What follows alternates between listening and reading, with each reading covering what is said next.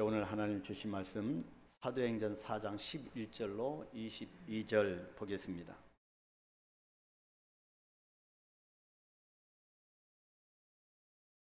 사도행전 4장 11절로 22절 우리 다 같이 한 목소리로 합독하겠습니다. 이 예수는 너희 건축자들이 버린 돌로서 집 모퉁이의 머릿돌이 되었느니라. 다른 이로서는 구원을 받을 수 없나니 천하 사람 중에 구원을 받을 만한 다른 이름을 우리에게 주신 일이 없음이라 하였더라. 그들이 베드로와 요한이 담대하게 말함을 보고 그들을 본래 학문 없는 범인으로 알았다가 이상히 여기며 또 전에 예수와 함께 있던 줄도 알고 또 병난 사람이 그들과 함께 서 있는 것을 보고 비난할 말이 없는지라.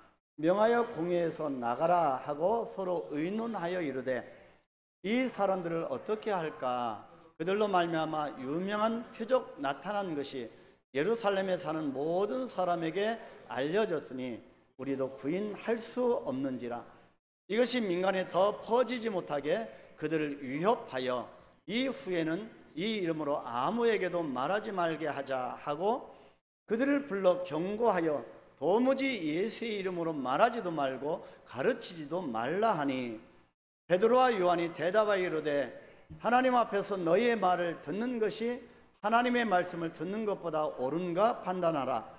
우리는 보고 들은 것을 말하지 아니할 수 없다 하니 관리들이 백성들 때문에 그들을 어떻게 처벌할지 방법을 찾지 못하고 다시 위협하여 놓아 주었으니 이는 모든 사람이 그 된 일을 보고 하나님께 영광을 돌림이라. 이 표적으로 병 나은 사람은 40여 세나 되었더라. 아멘. 네, 여러분 오늘은 가정의 달이라고 하지요. 5월 첫 번째 주일입니다. 어린이 주일이기도 합니다. 어린이 주일과 이번 주 수요일 어버이날을 앞두고 오늘 말씀을 통해서 믿음의 부모로서 우리 자녀들에게 어떠한 자세를 가져야 하는지, 우리 자녀들에게 무엇을 가르치며 어떤 믿음의 모습을 보여야 하는지를 깨닫는 시간이 되기를 소망합니다. 자, 부모인 우리들과 자녀들에게 주님의 위로와 사랑이 함께 하시기를 축복합니다. 그래서 이 어린 아이에게 초점을 맞춰서 설교를 준비할까 하다가 또 하나님께 사도행전을 계속 사도행전 가운데 우리에게 깨달음을 성령의 역사를 허락하실 것이라고 그렇게 확신하고 계속적으로 사도행전 우리가 13번째 말씀을 준비하였습니다. 자, 여러분들이 오늘 본문 속에서 깊이 새겨져 있는 단어 3개를 한번 찾으라고 그렇게 말한다면 저는 큰 용기, 큰 은혜, 큰 역사라고 대답할 것입니다. 제가 거의 3, 4일 동안 이 본문을 묵상하면서 이 3가지 단어, 큰 용기, 큰 은혜, 큰 역사가 녹아져 있는 말씀이라고 그렇게 이해를 했습니다. 복음을 전하는 베드로의 담대한 용기와 확신 위에 모퉁이 돌이 되신 예수 그리스도의 전적인 은혜 그리고 성령의 충만한 역사하심이 베드로에게 임하는 내용을 핵심으로 하고 있기 때문입니다. 자, 우리 인생길에서 잘못된 확신은 문제이지만 분명한 믿음의 확신을 가지고 이 세상을 산다고 하는 것이 얼마나 아름답고 기쁜 일인지 모릅니다. 정말 신나는 일 아니겠습니까? 믿음 생활은 그렇기 때문에 용기와 확신의 싸움입니다. 오늘 설교를 듣는 우리 모두의 심령 속에 큰 용기, 큰 은혜, 큰 역사들이 일어나기를 축복합니다. 먼저 첫 번째 베드로의 모습을 볼 수가 있는데, 자, 베드로가 어디에서 왔는지 용기 백배한 모습입니다. 그래서 베드로의 내면에 있는 용기를 한번 보고 싶습니다. 여러분 아실 겁니다. 국제 NGO 단체에서 구호 단체에서 구제 사역의 전문가로 활동했고요. 그리고 오지 여행가로 유명했던 분입니다. 한때는 젊은이들, 대학생들에게, 청년들에게 인기 순위 1위였던 인물이기도 합니다. 바로 한비아 씨입니다.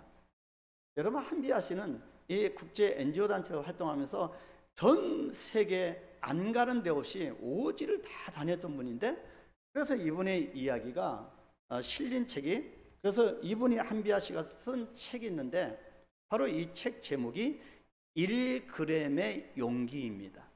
그램, 아주 적은, 아주 극히 작은 분량입니다.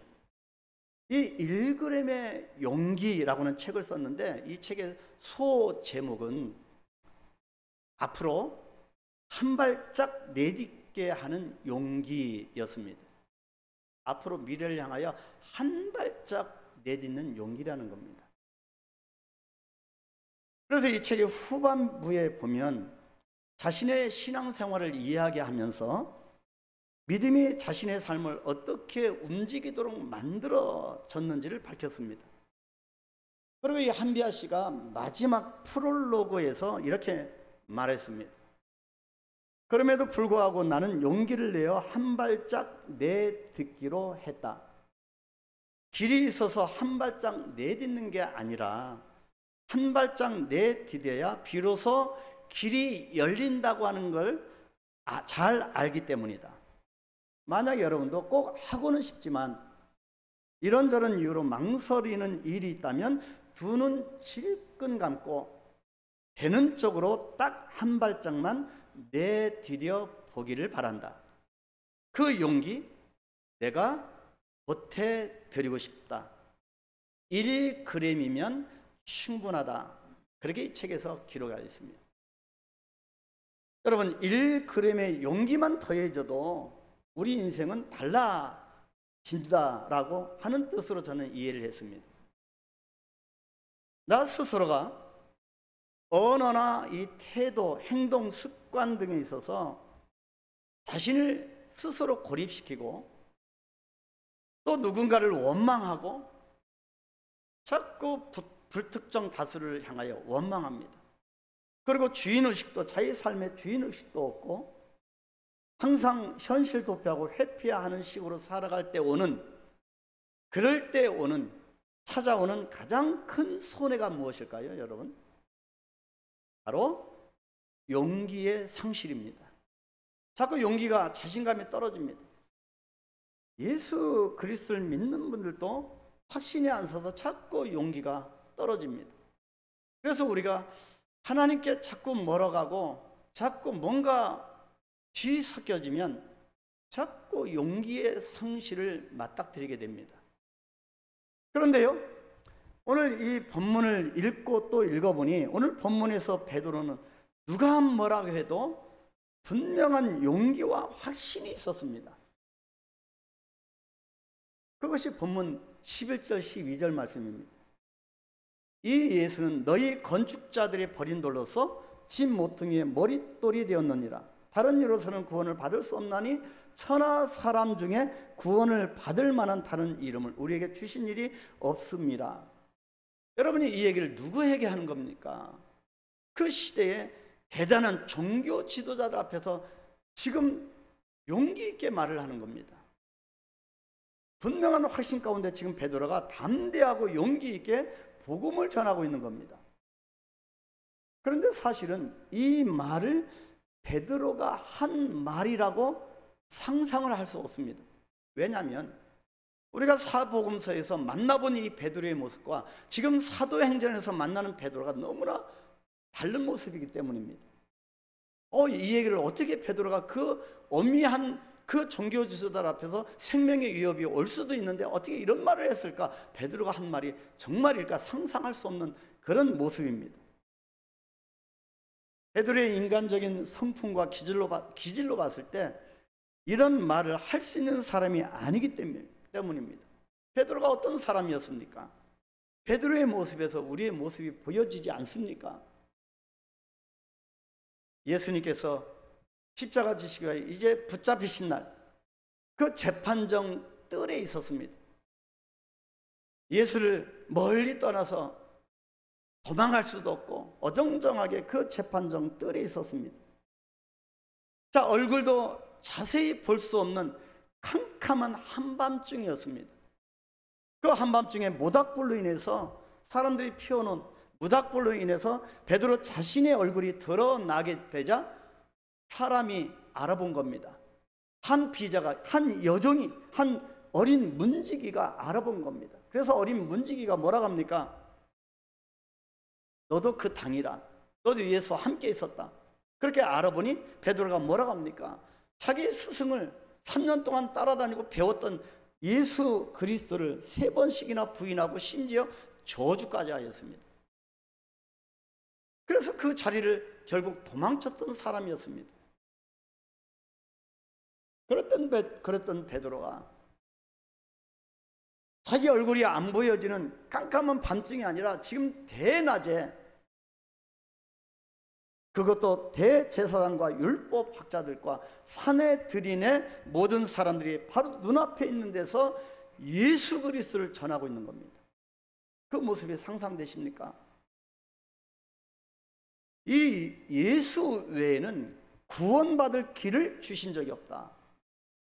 너희가 죽인 예수가 마치 건축자가 버린 돌처럼 쓸모없는 것이었겠지만 하나님은 그 예수를 높이고 죽은 자 가운데서 부활시켜 만유의 주가 되게 하신 것 같이 그분은 이제 가장 요긴한, 없어서는 안 될 가장 요긴한 집 모퉁이의 머릿돌이 되었다라고 하는 용기백배한 복음 전파였습니다.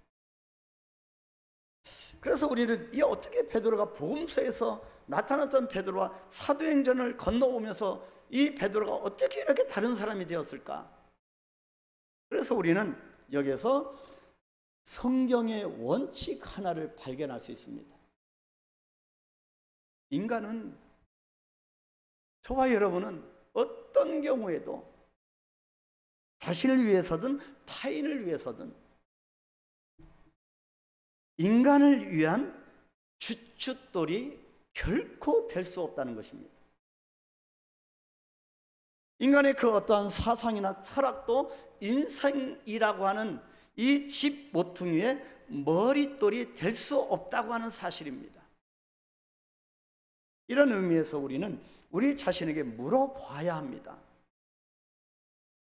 내 인생의 주춧돌은 무엇인지, 내 인생의 모퉁이돌은 누구인지 물어봐야 합니다.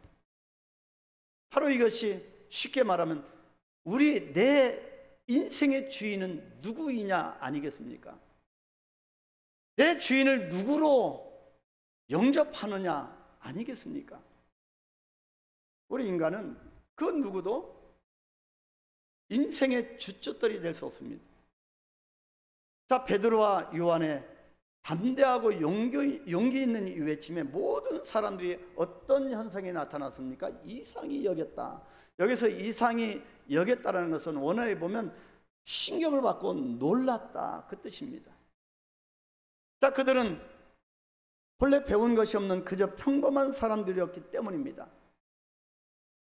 13절에 그렇게 기록합니다. 그들이 베드로와 요한이 담대하게 말함을 보고 그들을 본래 학문 없는 범인으로, 평범한 사람으로 알았다가 이상히 여기며 또 전에 예수와 함께 있던 줄도 알고, 정말 이상한 겁니다. 정말 충격을 받은 겁니다. 평상시에 보았던 베드로의 모습이 아니었던 겁니다. 그래서 또 여기에서 우리가 깨닫게 되는 것은 사람의 시각과 하나님의 시각은 전혀 다르다는 사실입니다. 분명 베드로와 요한이 본래 배운 것이 없었던 것은 사실입니다. 어부를 업종으로 하는 분들께는 정말 죄송하지만 평생 바닷가에서, 갈릴리 바닷가에서 물고기만 낚는 그런 어부로 살아갔던 베드로 아니었습니까? 학문이 별로 없습니다. 보잘것없고, 물론 학문이 없다고 해서 보잘것없는 건 아니지만 그 인생 자체가 유명하지 못한 그런 보잘것 평범한 어부에 지나지 않는 그런 존재였습니다. 자기 삶을 살아가기에 급급한 사람이었습니다. 그런데 베드로와 요한이라고 하는 인물 자체가 건축자의 버린 돌 같은 그런 인생이었습니다. 누구도 거들떠보지 않는 그런 인생이었습니다. 아무도 쳐다보지 않는 사람이었던 존재였는데, 값비싼 익투스가 아닌 스스로가 그물에 찍힌 물고기 옵사리온 같다고 여겼던 그런 존재였습니다. 익투스와 옵사리온, 이거에 대해서 여러분 설교를 통하여 들은 기억이 있으실 겁니다. 오병이어의 기적을 통하여 모든 성경의 물고기를 익투스라고 표현하는데, 오병이어의 예수님의 손에 들려진 이 물고기는 옵사리온이었습니다. 익투스는 상품 가치가 높고 사람들이 먹고 싶어하고 사고 싶어하는 정말 상품 가치가 좋은 물고기는 익투스. 근데 그 물에 딸려오다가 찢겨지고, 그래서 사람들이 상품 가치가 없어서 버려지고, 길가에 버려진 그것을 이 어린아이가 전심 도시락으로 지니고 있었던 것, 그걸 예수님의 손에 들려진 겁니다. 여러분, 익투스가 아닙니다. 옵사리온이었으면, 예수님은 이런 옵사리온이 예수님의 손에 들려졌을 때 5천 명이 만족하게 먹고도 12광주리가 남는 그런 기적의 역사가 나타날 줄 누가 알았겠습니까? 그래서 놀란 겁니다. 익투스가 아니고 평범한 그런 옵사리온 같은 사람들의 관심조차 받지 못하는 그런 찢기고 상처난 이 사람의 인생이 일어나서 그 고관대적들 앞에 예수에 대해서 복음을 전하는 겁니다. 놀란 겁니다. 여러분, 베드로가 이렇게 별 볼 일 없는 사람이었는데 저와 여러분의 모습이 아니겠습니까? 지금은 베드로와 요한의 내면이 어떻게 바뀌었습니까? 담대하고 용기로 충만한 사람이 된 겁니다. 이유가 무엇일까요? 무슨 일이 있었길래 베드로가 이렇게 바뀌었을까요? 모퉁이의 머릿돌이 되신 주님의 은혜와 성령께서 임하신 겁니다. 저와 여러분도 주님의 은혜와 성령께서 함께 하시면 이렇게 될 수 있습니다. 하나님의 영이 임하시면 우리는 담대해집니다. 내면의 용기가 샘솟습니다. 그리고 지혜가 생깁니다. 두려움에 붙잡히지 않고 언제나 강력해집니다. 모든 억압과 질병과 중독이 치유를 받습니다. 성령은 고치시고 살리시는 영이기 때문입니다. 이것이 베드로의 내면 속에 흘렀던 전적인 은혜와 역사였습니다. 그러면 베드로를 이렇게 바꾸는 이 모퉁이 돌의 전적인 은혜가 무엇이었을까? 본문 11절 말씀 다시 보십니다. 이 예수는 너희 건축자들이 버린 돌로서 집 모퉁이의 머릿돌이 되었느니라. 여러분, 여기서 기록하는 모퉁이 돌이라고 하는 말씀이 무슨 뜻이겠습니까?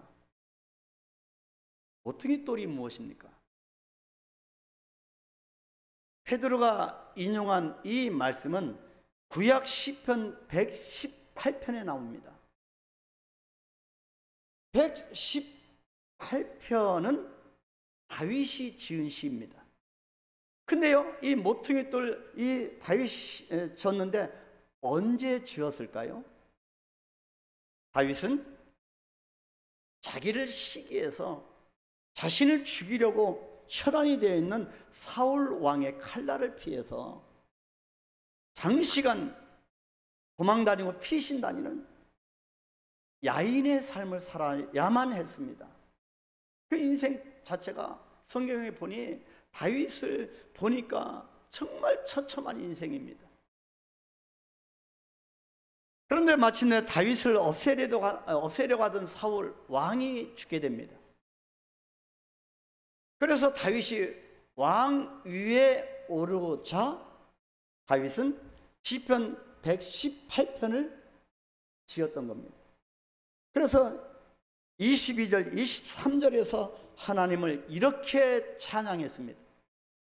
우리 한번 같이 큰 소리로 고백할까요? 건축자가 버린 돌이 집 모퉁이의 머릿돌이 되었나니 이는 여호와께서 행하신 것이요 우리 눈에 기이한 바로다. 아멘. 여기에서 다윗이 말하는 건축자가 누굽니까? 사울 왕입니다. 그 사울 왕이 버린 돌이 누굽니까? 다윗 자기 자신을 말합니다.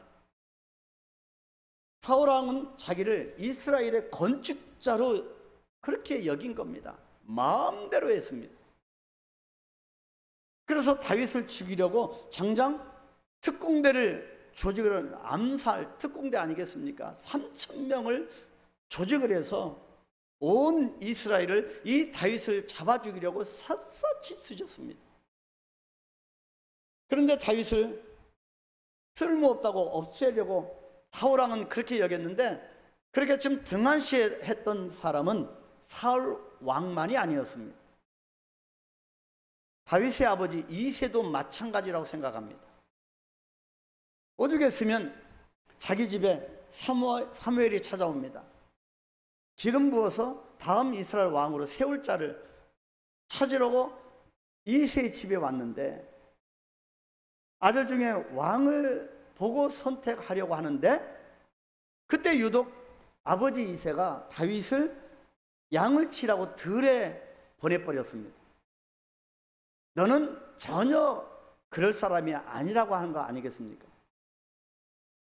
큰 형이었던 엘리압을 비롯해서 형제들에게도 다윗은 무시를 받았습니다. 다윗을 보면, 그 인생을 보면 참 무시를 많이 당하였습니다. 마치 모든 사람들이 다윗에게서 등을 돌린 것 같습니다. 아내, 나중에 결혼했는데 아내인 미갈도 그를 무시하고 우습게 봤습니다. 은혜를 받고 춤을 추고 전장터에서 돌아오는데 춤을 추는 모습을 보고 아내 미갈이 우습게 여기는 겁니다. 조롱하는 겁니다. 큰아들 압살롬에게도 쿠데타를 당하지 않습니까? 그리고 쫓겨납니다. 자기 오른팔이었던 군신들에게도 배반을 당하였습니다. 이것이요 다윗의 삶이었습니다. 여러분, 그런데 이런 무시와 배반을 겪으면서도 다윗이 어떻게 했습니까? 오직 하나님만 의지하였습니다. 오직 하나님만 붙들었습니다.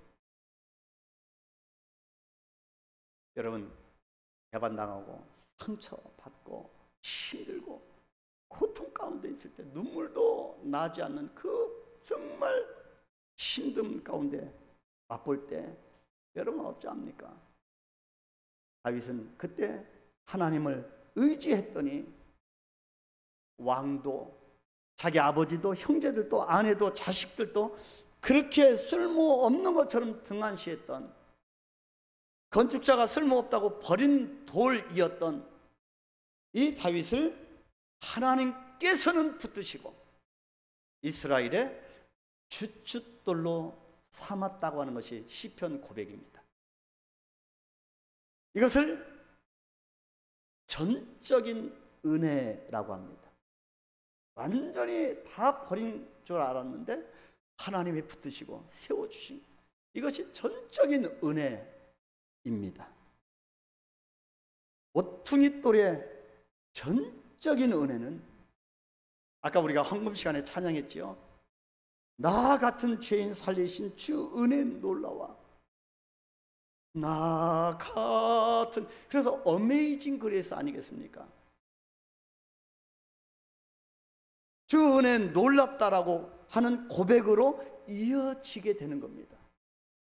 내 자신이 다윗과 같은 그런 존재라고 하는 것을 경험한 사람만이 나 같은 죄인 구원하신 주님의 은혜에 진심으로 감격하게 되는 겁니다.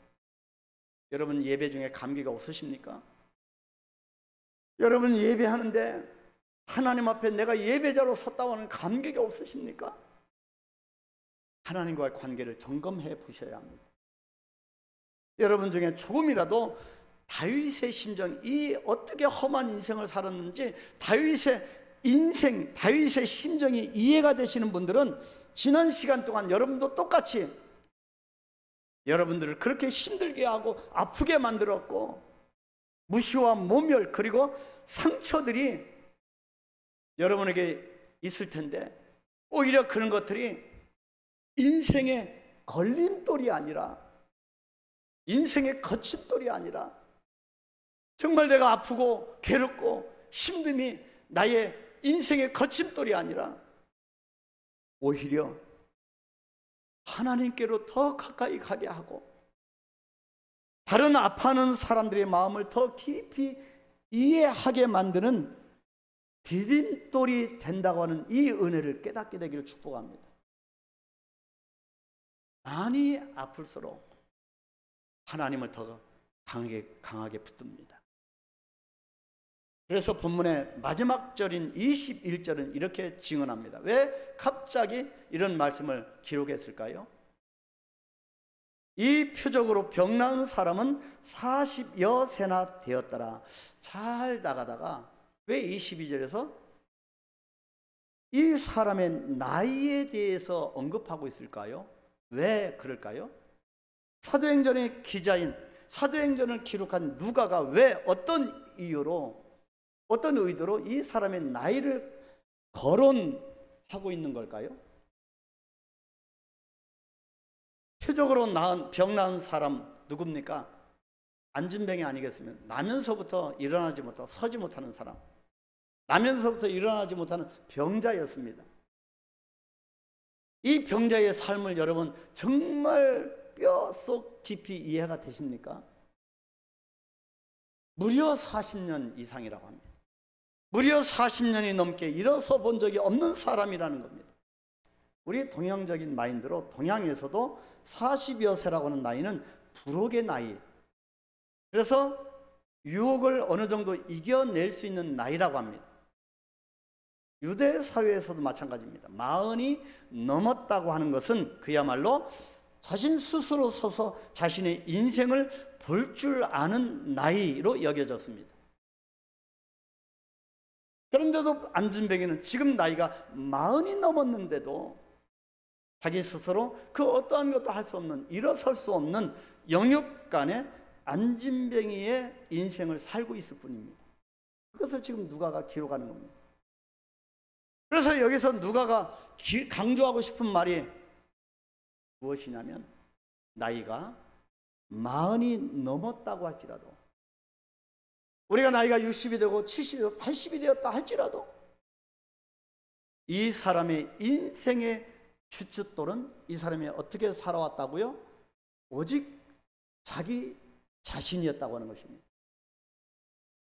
이 사람의 인생의 주인은 자기 자신이었습니다. 이 머릿돌이 자기 자신이었을 뿐입니다. 내 인생의 주춧돌을 자기 자신이라고 여기는 사람의 결론은 아무리 나이가 많다 하더라도 안진뱅이에 불과하다고 하는 것을 강조하고 싶어서 지금 누가가 이 사람의 나이를 언급하는 겁니다. 자기 인생에 안위조차도 책임지지 못하는 자기 자신을 주춧돌 삼아서 세워진 인생이, 자기가 주인된 그 인생이 어찌 안진뱅이의 삶, 이 본문에 있는 이 삶 이상일 수가 있겠습니까? 그런데요, 지금 이 안진뱅이가 일어나 있습니다. 한순간 잠깐 일어선 것이 아니라 완전한 건강인의 모습으로 일어나 있는 겁니다. 은과 금은 없었지만 베드로에게 있는 것, 곧 나사렛 예수 그리스도로 이름으로 건강하게 일어나 있는 겁니다. 그러므로 지금 안진뱅이는 과거 자기가 의지했던 자기 자신이 아니고, 이 안진뱅이는 지금 땅을 밟고 있는 것이 아닙니다. 오직 예수 그리스도를 자기 인생의 주춧돌로 삼고 주님을 힘입어 주님 위에서 굳건히 서 있는 것입니다. 여러분, 예수 그리스도의 이름으로 예수님 위에 굳건히 서 계십니까? 지금 안준뱅이는 예수님 위에 서 있습니다. 온전히 예수님이 자기의 인생의 주인이 된 겁니다. 예수 그리스도의 이름으로 내민 베드로의 손을 잡는 그 순간 이 안준뱅이는 자기 인생의 주춧돌을 자신에게서 예수 그리스도로 바꾼 것입니다. 이것이 예수님을 주인 삼는 것이 얼마나 중요한가를 말씀합니다. 이것이 모퉁이 돌의 전적인 은혜입니다. 마지막 세 번째, 베드로가 내면으로부터 끌어오는 용기와 확신이 생긴 것은 베드로에게 임하신 성령의 역사입니다.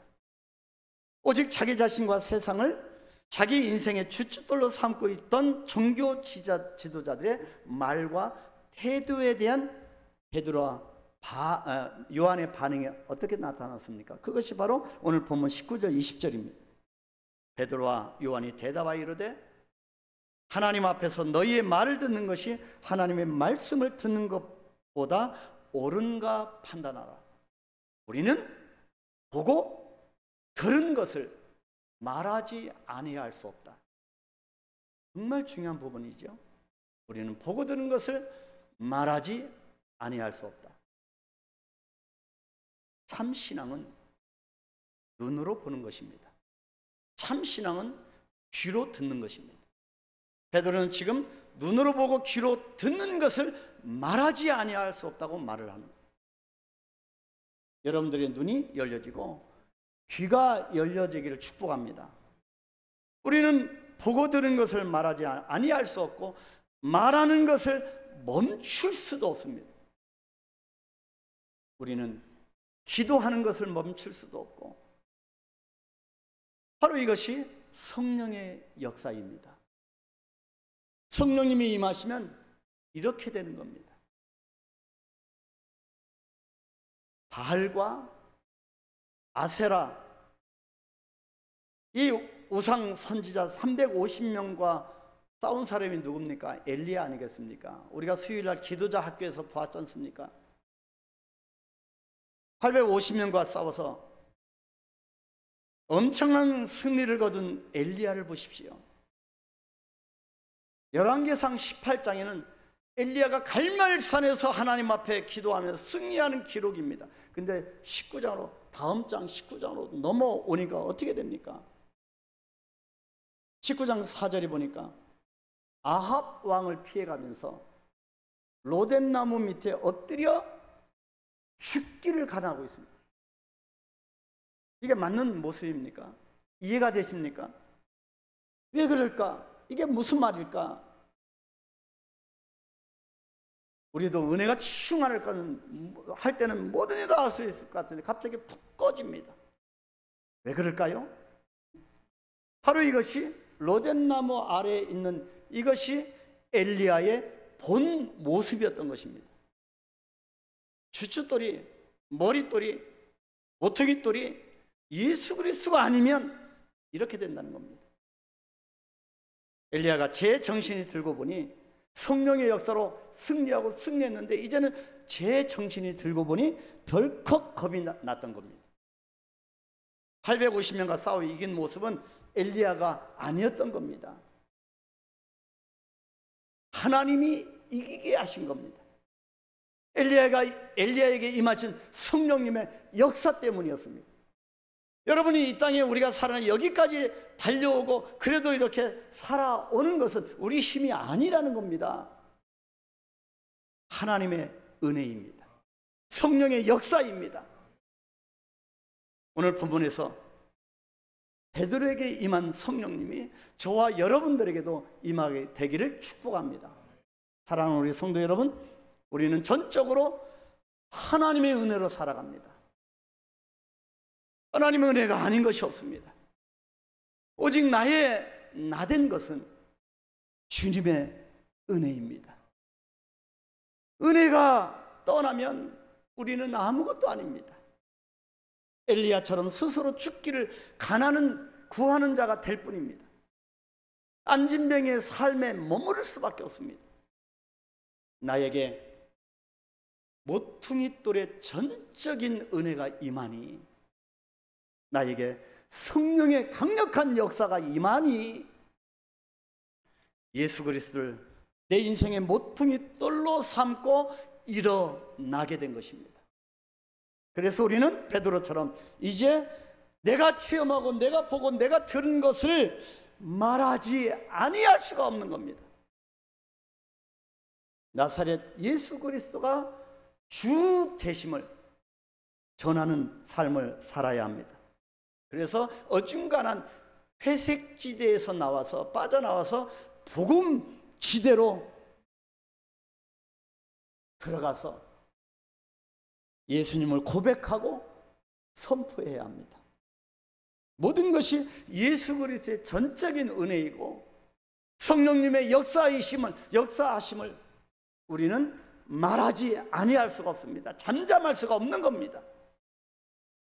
우리들의 삶 속에 큰 용기, 큰 은혜, 큰 역사하심이 나타나게 되기를 주의 이름으로 축복합니다. 우리 이 시간 기도하겠습니다.